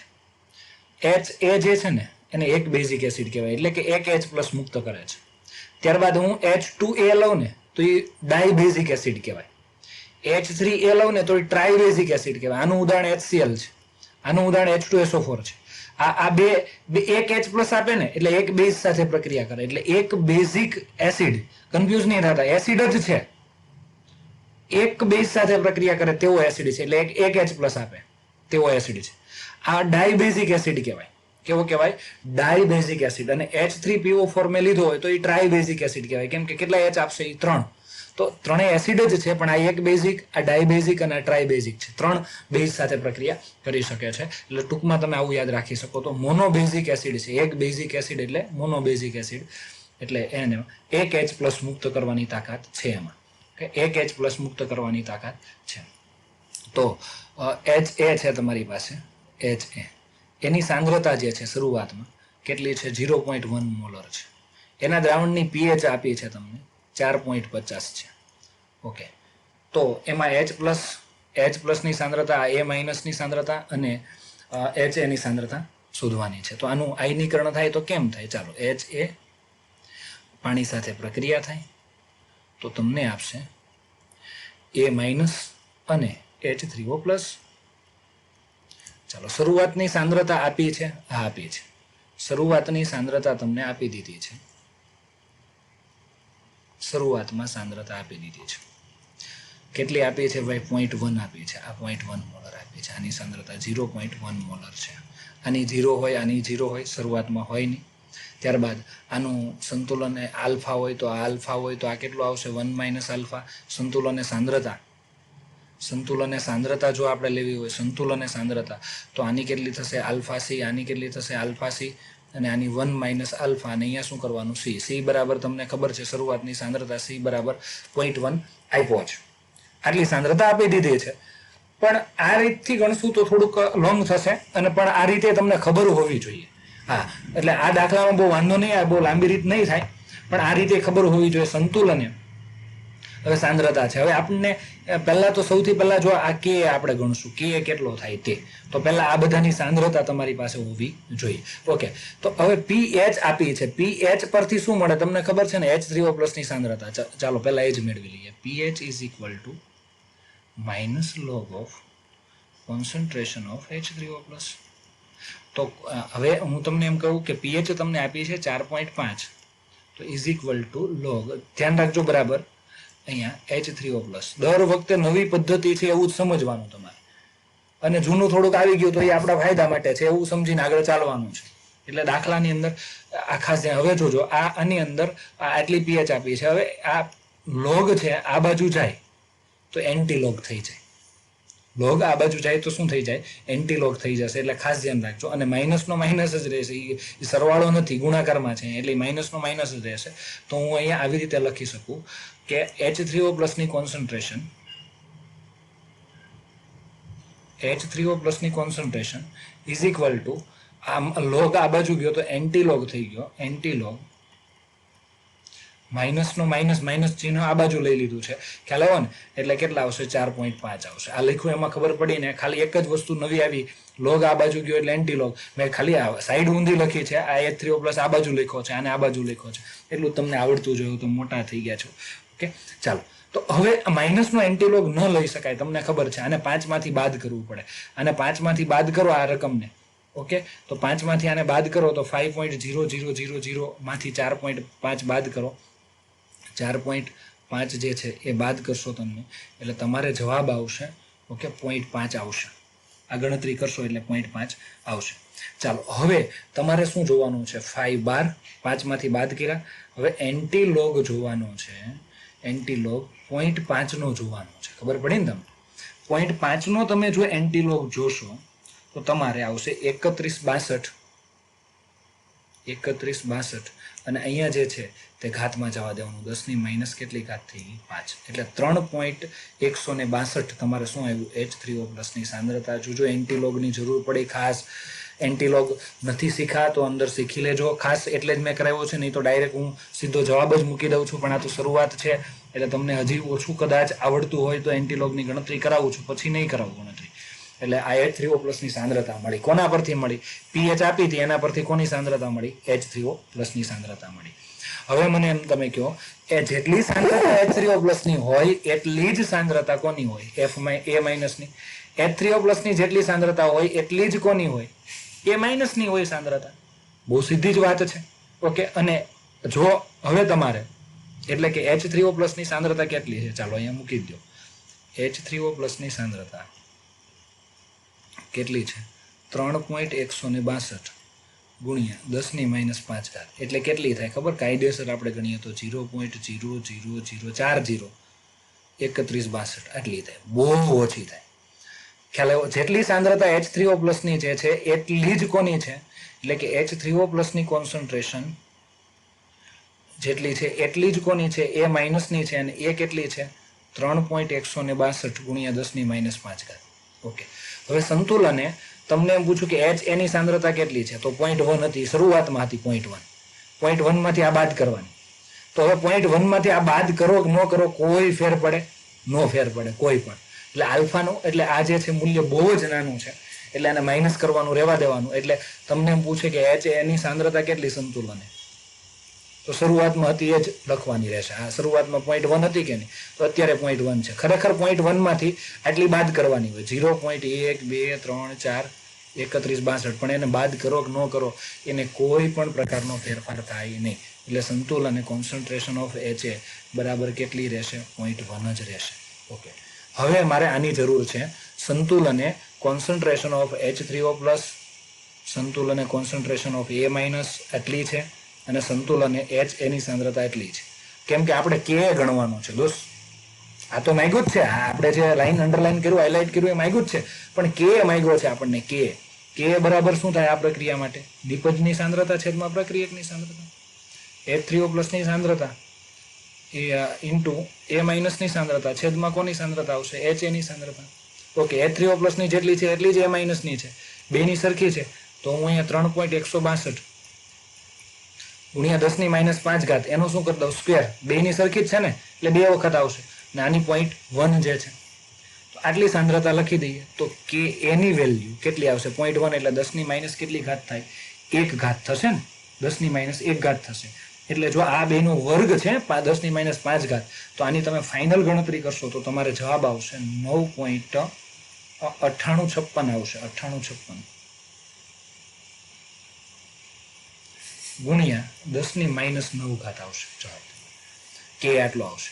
હવે એક કામ કરીએ આપણે, 9.98 છે એની જગ્યાએ 10 લખીએ તોય ચાલે.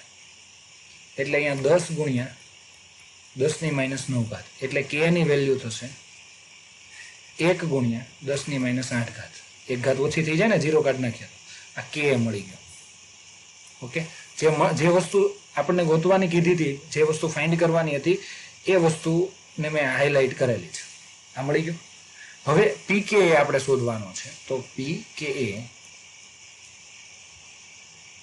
Is equal two -log of k. pka ની વેલ્યુ તમને ખબર પડવી જોઈએ. 10⁻8 છે એટલે pk 8 આવશે. સીધી જ વસ્તુ છે. તોય છતાં પણ આ ગણતરી કરવી હોય log k અહીંયા કેટલી આવશે? 1 ગુણ્યા 10⁻ કેટલી ઘાત થાય? 8. એટલે અહીંયા જવાબ આ માઇનસનો માઇનસ જ રહેશે બહાર. અહીંયા શું આવશે? log 1 ગુણ્યા કેટલા આવે? log 10⁻8. આ દર વખતે જો આવું સ્ટેપ લખો નહીં તો ચાલે. અહીં ડાયરેક્ટ -8 મૂકી દેવાનું અને log 1 કેટલો થાય? 0 થાય. એટલે જવાબ કેટલો આવ્યો? -8. આ સરવાળો હોય ને, અહીંયા સરવાળો હોય, સોરી ગુણાકાર નો હોય. એટલે અહીંયા -8 થાય. માઇનસ માઇનસ કેવો થઈ ગયો? પ્લસ. એટલે pka ની વેલ્યુ કેટલી આવશે? 8 આવશે દોસ્તો. બસ આટલી વસ્તુ આપણને શોધવાની કીધી હતી તે મળી ગઈ. તો આવી બધી લાંબી પ્રોસેસો આપેલી છે બધી, તો એ વ્યવસ્થિત એની કેલ્ક્યુલેશન તમારે કરવાની રહેશે. ઓકે દોસ્તો, તો હવે કોયડો 7.20 પર આપણે જોઈએ. 0.08 મોલર હાઇપોક્લોરસ એસિડ એટલે HOCl થાય. જો અણુસૂત્ર આપી દીધું છે, ઘણી વખત અણુસૂત્ર નથી પણ આપતા. હાઇપોક્લોરસ એસિડ એટલે તમારે યાદ રાખવાનું રહે. તો એની pH ગણો. pH ગણવાની છે દોસ્તો. એટલે આપણે સૌથી પહેલી વસ્તુ કે H3O+ ની સાંદ્રતાની પણ આપણે જરૂર પડવાની છે. ઓકે, ચાલો. બીજી એક વાત છે દોસ્તો, H3O+ ની સાંદ્રતાની જરૂર પડશે અને આયનીકરણ અચળાંક તમને આપ્યો છે. ઓકે, ચાલો, આયનીકરણ અચળાંક આપ્યો છે. તો HOCl નું વિયોજન ટકામાં ગણો. ચાલો, સૌપ્રથમ આપણે આલ્ફા જ ગણી લઈએ. જો ટેક્સ્ટ બુકની અંદર તો આ દાખલો બહુ બધો મોટો આપ્યો છે તમને, પણ એટલું બધું તમારે જે છે માથાકૂટમાં પડવાની જરૂર નથી. એકદમ આપણે શોર્ટકટમાં વહીવટ બતાવીએ કે વિયોજન ટકામાં કેટલો થાય. તો તમને ખબર છે આલ્ફાનું સૂત્ર, નિર્બળ એસિડ હોય તેના માટે આલ્ફાનું સૂત્ર શું થશે? √K/C0. આ બે વસ્તુ છે તમારી પાસે. આ રહી C0 બરાબર આટલી છે અને K આપ્યો જ છે તમને. તો બે કિંમત મૂકો, કેટલી થશે? K આપ્યો છે તમને 2.5 ગુણ્યા 10⁻5 આપ્યો છે અને C0 શરૂઆતની સાંદ્રતા જે છે એ 0.08 થશે. જોજો બરાબર. હવે આ બંનેનો ભાગાકાર કરશો તમે તો તમારે આવશે વર્ગમૂળમાં 31.25 ગુણ્યા 10⁻5. હવે ખાસ ધ્યાન રાખજો, થોડુંક બેઝિક ગણિત જેટલું તમારું સ્ટ્રોંગ છે એટલું તમને સારું પડશે. કેમ કે આમાં હોય નાની બાબત, પણ થોડીક જો તમને ખબર ના હોય અમુક વસ્તુ તો કોઈને પૂછી લેજો, નહીં તો તમને ઘણી વખત આવડતું નહીં હોય આ સાદું ગણિત, અને ઘણી વખત એવું થાય કે દાખલામાં અટવાઈ જાવ, પછી એમ થાય કે દાખલા કઈ રીતે જવાબ આવે છે. આવું ઘણી વખત થતું હોય છે, નોર્મલ વાત છે. તો આનું વર્ગમૂળ કાઢવું હોય આપણે તો ઘાત જે છે એ અડધી થાય. આનું વર્ગમૂળ તો તમારે કેલ્ક્યુલેટરમાં લઈ લેવાનું, પણ એ પહેલા ખાસ ધ્યાન રાખવાનું આ ઘાત છે ને બેકી સંખ્યામાં ફેરવવાની, અડધી થાય. કાં 10⁻6 કરી નાખવાની, કાં 10⁻4 કરવાની. તો આલ્ફા બરાબર આપણે જો આવી રીતે લખીએ, 1 પોઈન્ટ અંદર લઈ લઈએ, ડાબી બાજુ ચાલીએ તો તમને ખબર છે ઘાતમાં શું થાય છે? વધારો થાય છે. એટલે 1.125 લઈએ, 3.125 લઈ લઈએ તો ગુણ્યા 10⁻4 થઈ જાય. કેમ કે આપણે વર્ગમૂળ કરશું ને, વર્ગમૂળમાંથી 12 કાઢશું એટલે ઘાત અડધી કરવાની થાય. તો 5ની 2.5 તો કરાય નહીં, આ -2 થઈ ગઈ. ઓકે, હવે તો સીધું આનું વર્ગમૂળ લઈ લેવાનું થાય. 3.125 નું વર્ગમૂળ તમે લેશો તો 1.76 આવશે. તો આ વર્ગમૂળ લઈ લેવાનું છે. તો આ સીધો જ આલ્ફા મળી ગયો દોસ્ત આપણને. શું મળી ગયો? સીધો જ આલ્ફા. એટલે આ રીતે શોર્ટ મેથડની અંદર લેવાનું છે. હા, હવે તમને એમ આપ્યું છે કે આલ્ફાની વિયોજન ટકામાં ગણો છો. ઓકે, તો ટકો તે હોય જ છે એ 1.76 ગુણ્યા 10⁻ કેટલી ઘાત થઈ? 2. તો આને રેગ્યુલર તમે ફેરવો તો 0.2 ઘાત કાઢી નાખવી છે માઇનસ, તો 2 પોઈન્ટ આ બાજુ લઈએ એટલે 0.0 એક જ મિનિટ, 0.2 પોઈન્ટ આ બાજુ લેવાનું એટલે એક ઓલરેડી છે જ, એટલે 0.0176 થાય. ઓકે, આટલો વિયોજન અંશ છે. વિયોજન અંશ હવે ટકામાં લેવો હોય તો 100 વડે ગુણી નાખવાના છે, અને 100 વડે ગુણો તો કેટલો થાય? 1.76 થશે. ટકાને આને 100 વડે ગુણી નાખો તો 1.76% થશે. તો આટલો જવાબ આવી ગયો, સીધો જ જવાબ. ખાલી વિયોજન અંશ માંગ્યો હોય તો આટલો તમારે લખવાનો રહેશે. એટલે આ વ્યવસ્થિત આવી ગણતરી શોર્ટકટમાં ગણતરી કરવાની છે આપણે. હવે જો ઉપર બીજું શું માંગ્યું છે કે પીએચ આપણે માંગી છે, એટલે H3O+ ની સાંદ્રતાની જરૂર પડશે જ તે. આપણે પીએચ શોધવી છે. જો સાઈડમાં હું લખી નાખું, આપણે હવે પીએચ ની જરૂર છે. તો પીએચ ઇઝ ઇક્વલ ટુ શું થાય? માઇનસ લોગ ઓફ H3O+ ની કોન્સન્ટ્રેશન. ઓકે, H3O+ ની કોન્સન્ટ્રેશન મળે એવો શોર્ટકટ આ એ પણ છે. H3O+ ની કોન્સન્ટ્રેશન જોજો બરાબર, સૂત્ર તમને પરફેક્ટ તૈયાર છે તો કોઈ ટેન્શન છે જ નહીં. કેમ કે નિર્બળ એસિડ છે, નિર્બળ એસિડ માટે એનો વિયોજન અચળાંક હોય ત્યારે H3O+ ની સાંદ્રતા આવતી હતી અને √K × C0 થતું હતું. ખ્યાલ આવ્યો? આ સૂત્ર હતું K/C0 હતું. અહીંયા શું છે? K × C0 છે. ચાલો તો આનું આપણે સાદું રૂપ આપીએ. K પણ આપ્યો છે અને C0 પણ આપી દીધું. તો કોન્સન્ટ્રેશન ઓફ H3O+ √K કેટલો છે? 2.5 ગુણ્યા 10⁻5. C0 આપ્યો છે 0.08. તો 2.5 અને 0.08 નો તમે ગુણાકાર કરશો તો તમારે આવશે જવાબ 2.5, સોરી 0.2 જવાબ આવશે તમારે, ગુણ્યા 10⁻5. ખ્યાલ આવ્યો? હવે આ 0.2 છે એને મારે 2 કરવા એટલે ડાબી બાજુ જમણી બાજુ ચાલવું છે એટલે ઘાતમાં ઘટાડો થશે. એટલે અહીંયા આવશે √2 ગુણ્યા 10⁻6. હવે આ તો બહુ સહેલું થઈ ગયું. કેમ ભાઈ? કે અહીંયા 10⁻6 એનું વર્ગમૂળ કરો એટલે 10⁻3 થાય. સીધી જ વાત છે. અને અહીંયા 2 આવી જશે સીધા જ, કારણ કે આપણે હવે 2 જે છે એનું વર્ગમૂળ તમને ખબર જ હોય છે 1.4142. એટલે 1.4142 થોડુંક ગરીબાઈ થઈ ગઈ છે, નાના અક્ષર થઈ ગયા. જો કે વાંધો નહીં, તમને કોન્સન્ટ્રેશન ઓફ H3O+ બરાબર 1.4142 ગુણ્યા 10⁻3 મોલર. હવે H3O+ ની કોન્સન્ટ્રેશન મળી ગઈ તો પીએચ મળવાની જ છે ને.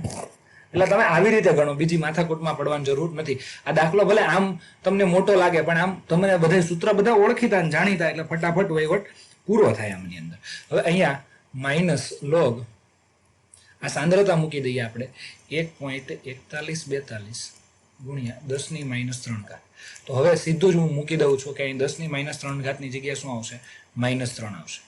આ કાઉન્સની બહાર માઇનસ, આ લોગ 1.41 જોવાનો છે એટલે 14 નો 1 માં જોવાનો છે તમારે. એટલે તમારે આવશે પોઈન્ટ પહેલા એક આંકડો એટલે 0 આવશે, પછી 14 માં તમે લોગ જોશો તો 15.5 આવશે. એટલે આવું થઈ ગયું. તો આ 3 આ પ્લસ છે ને, સોરી આ માઇનસ છે ને આ પ્લસ છે એટલે અહીંયા અંદર જવાબ આવશે એ માઇનસમાં આવશે. એટલે માઇનસ તમારે જવાબ આવશે 2.84 95 સમથિંગ જવાબ આવે છે. એટલે 2.85 કરી દેવાનું તમારે. એટલે અહીંયા માઇનસ માઇનસ પ્લસ થઈ જશે ને 2.85 આ દ્રાવણની શું થઈ ગઈ? પીએચ થઈ ગઈ. એટલે આ ખરેખર લોગ અને એન્ટીલોગ વાળું જ કામ રહ્યું આની અંદર. આવા શોર્ટકટ તમને યાદ છે તો સીધા દાખલામાં સરળ લાગશે અને તમને ગણવાની મજા આવશે. તો આ રીતે તમારે ગણવાના રહેશે. ઓકે, ચાલો દોસ્તો, તો હવે તમને કોયડો આપ્યો છે 7.21. હવે તમને એમ કીધું છે કે હાઇડ્રેઝિન ના દ્રાવણની પીએચ તમને આટલી આપી છે તો તેનો આયનીકરણ અચળાંક શોધો. તો હાઇડ્રેઝિન જે છે એનું સમીકરણ થોડુંક તમને આવડવું જોઈએ, કેમ કે એની પ્રક્રિયા કઈ થાય તે NH2 અને હાઇડ્રેઝિન કહેવાય. આ થોડુંક નોલેજ હોય ને તો સારું પડે તમને.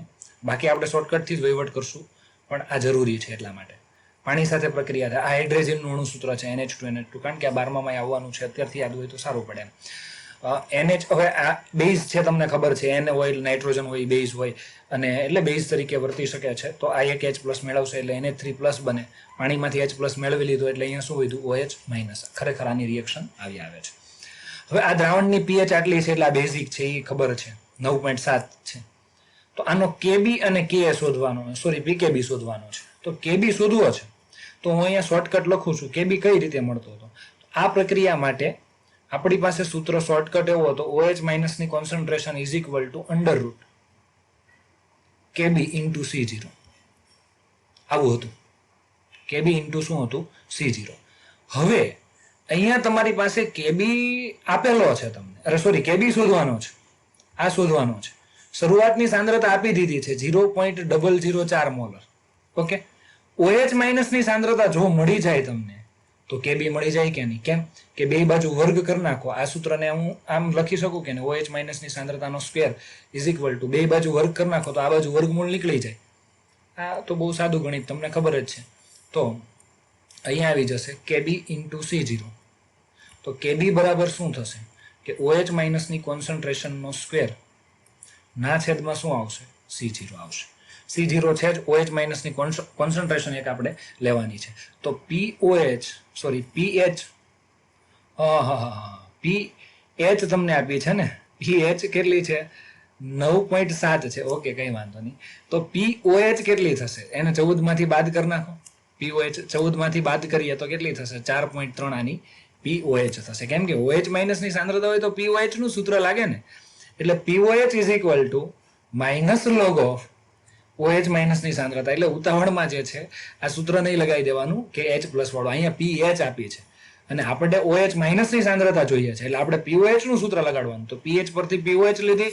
POH જે છે એને હવે આપણે અહીંયા મૂકીએ છીએ. POH આપણી પાસે કેટલી છે? 4.3 is equal to minus log of OH માઇનસની કોન્સન્ટ્રેશન.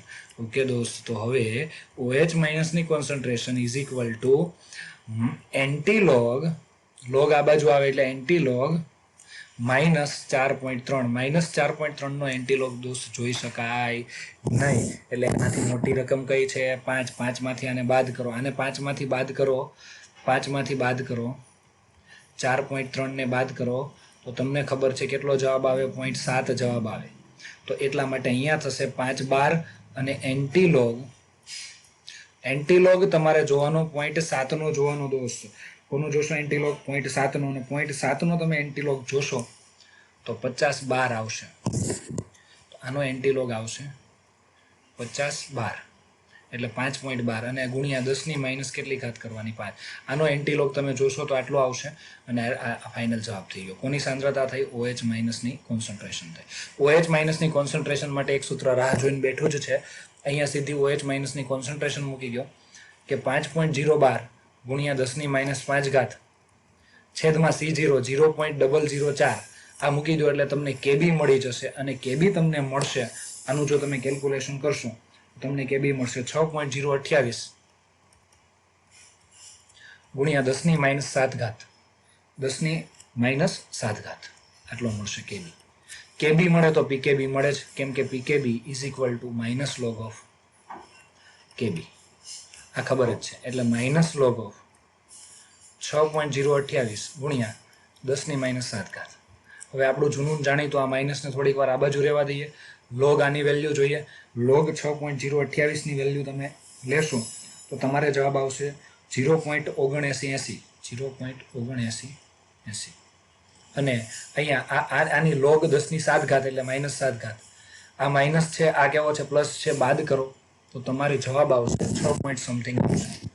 એક જ મિનિટ, આગળ કેમ નથી આવતું? ઓકે, આવી ગયો. ચાલો, એટલે તમારે જવાબ આવશે 6.020 આવશે. તમારો જવાબ કેટલો આવશે? અહીંયા માઇનસ અને અહીંયા માઇનસ 6.020 સમથિંગ જવાબ આવશે.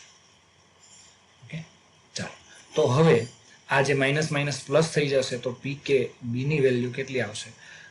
6.020. આ ફાઇનલ થઈ ગઈ એટલે 6 થઈ ગઈ પીકેબીની વેલ્યુ. તો આટલું તમારે દોસ્તો યાદ રાખવાનું રહેશે. તો આ રીતે બધા સૂત્રો જો પરફેક્ટ તમે તૈયાર કરેલા છે તો કોઈ ટેન્શન છે નહીં. ઓકે દોસ્તો, ચાલો તો હવે કોયડો 7.22 આજના દિવસનો છેલ્લો દાખલો અને આપણે ગણતરી કરીએ છીએ. તો આની અંદર સૌથી પહેલી વસ્તુ જે છે તમને આપી છે 0.2 મોલર NH4Cl અને 0.1 મોલર એમોનિયા ધરાવતા દ્રાવણની pH ગણો. પીકેબી ની વેલ્યુ આપી છે. હવે જોજો, એક છેલ્લો દાખલો છે ને શોર્ટકટ પણ એકદમ છે, પરફેક્ટ.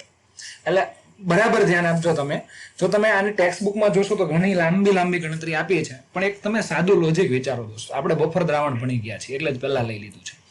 બફર દ્રાવણ જે છે એની અંદર શું હતું કે કોણ હોય? બફર દ્રાવણ કોને કહેવાય?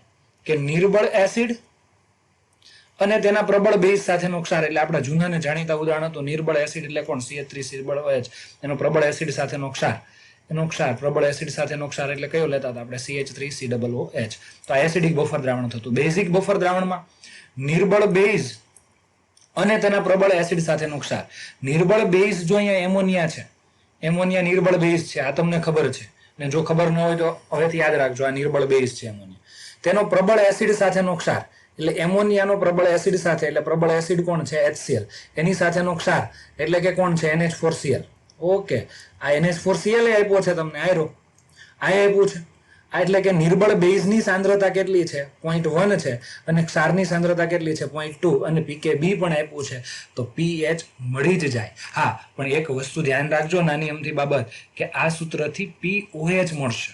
ઓકે, POH મળે તો આપણે pH બાજુ ખિસ્સામાં જ હોય, તો એ મળી જ જાય તમને. તો POH is equal to pKb plus log ક્ષારની સાંદ્રતા છેદમાં બેઝની સાંદ્રતા. ચાલો, તો હવે pKb ની વેલ્યુ આપી દીધી છે, 4.75 આપી છે, પ્લસ લોગ શું છે બરાબર ક્ષારની સાંદ્રતા કેટલી આપી છે? 0.2 આપી છે, અને આની કેટલી આપી છે? 0.1 આપી છે. તો આ ગણતરી તો બહુ સાદી છે કે 4.75 અને પ્લસ લોગ 0.2 ભાગ્યા 0.1 એટલે લોગ 2 આવશે, ને લોગ 2 એ તો આ સરખારી વસ્તુ કહેવાય, આની બધાને ખબર જ હોય કે આનો લોગ 2 એટલે 0.3010 થાય. ખ્યાલ આવ્યો ને? એટલે આ 4.75 થઈ ગયું. તો આની અંદર તમે આને પ્લસ કરશો. ઓકે, તો આ 4.75 એટલે 5.051 તમારે આવશે. આ 75 ને 3.010 એટલે 5.051. પણ આ શું આવ્યું તમારે? POH. હવે તમને માંગ્યું છે કઈ વસ્તુ? pH માંગી છે. તો તમને ખબર છે pH પ્લસ POH બરાબર 14 થાય. તો આ વેલ્યુ તમારે pH શોધવાની છે. આ વેલ્યુ તમને આપી છે 5.051 અને અહીંયા 14. તો આ કેટલા થશે? pH is equal two 14 minus 5.051 એટલે pH તમારી થશે 8.949. 8.949 એટલે pH તમારી થશે 8.95. હવે એ લોકોએ ટેક્સ્ટ બુકમાં લાંબી ગણતરી કરીને જવાબ લીધો છે, એના કરતાં આપણે એક જ સૂત્ર તમે મૂકો ને સીધો જવાબ તમે જવાબ ચેક કરી લેજો. ઓકે, ચાલો, તો આના પછીનો જે ન્યુમેરિકલ જે છે, ઓકે, આટલું આપણે અહીંયા સુધી રાખીએ છીએ. આના પછીનો ન્યુમેરિકલ આ જે છે એ તમને આવડે તો ગણવાનો છે, નહીં તો હું કેલ્ક્યુલેટ કરાવીશ, પણ આવડે તો પહેલાં જાતે ટ્રાય કરવાની છે. 23 અને 24મો જે છે એ તમારે ગણવા. 24મો તમને નહીં આવડે, એક કામ કરજો, એ બાકી રાખજો, એ થોડુંક અલગ છે, ડિફરન્ટ છે. આ પણ 25મો ગણી નાખજો, એમાં પેલું આપણું શોર્ટકટ વાળું સૂત્ર જે લાગુ પડે છે, એટલે એ કદાચ એ ગણી નાખજો, કારણ કે એસિટિક એસિડનો pKa બરાબર તમને આપ્યો છે. તો હાઇડ્રોક્સાઇડ આયન એસિડિક એસિડનો pKa એટલે CH3COOH, આનો pKa આપ્યો છે. હાઇડ્રોક્સાઇડ આયનનો pKb આપ્યો છે. હાઇડ્રોક્સાઇડ એટલે OH માઇનસનો શું આપ્યો છે તમને? pKb આપ્યો છે. તો એમોનિયમ એસિટેટ જે છે, એમોનિયમ એસિટેટ એટલે CH3COO NH4+, એટલે આ જે છે ખરેખર નિર્બળ એસિડ અને નિર્બળ બેઝનો ક્ષાર છે. તમને ખબર હોય તો આ કોનો ક્ષાર છે? CH3COOH અને આ જે છે NH4OH નો ક્ષાર છે. તો આના માટે તો બહુ સીધું સૂત્ર લાગતું હતું, તમને ખ્યાલ જ છે કે pH ઇઝ ઇક્વલ ટુ 1/2, અહીંયા આવશે pKw પ્લસ pKa અને માઇનસ pKb. આ સીધો જ શોર્ટકટ હતો. હવે આની અંદર આ વેલ્યુ જે છે 1/2, pKw ની વેલ્યુ ફિક્સ જ હોય, 14 જ હોય. pKa તમને આપ્યો છે 4.76 આપ્યો છે, અને pKb તમને આપ્યો છે એ પણ 4.76 જ છે, બરાબર છે, 4.76 આપ્યો જ છે. તો આ સીધું જ આ ઉડી ગયું, એટલે તમારો જવાબ pH જે છે એ કેટલી આવશે? 7 આવશે. તો આ સીધી ગણતરી કરવાની છે. ઓકે, બસ બહુ સિમ્પલ વાત હતી. બાકીના બે દાખલા મોટા છે, એટલે નેક્સ્ટ લેક્ચરની અંદર આપણે લઈશું. ઓકે, ચાલો, તો અહીંયા સુધી આપણે રાખ્યા, એટલા દાખલા ગણેલા છે. આ 7.23 આવડે તો તમારે કેલ્ક્યુલેટ કરવાનો છે. ઓકે, ચાલો, થેન્ક યુ.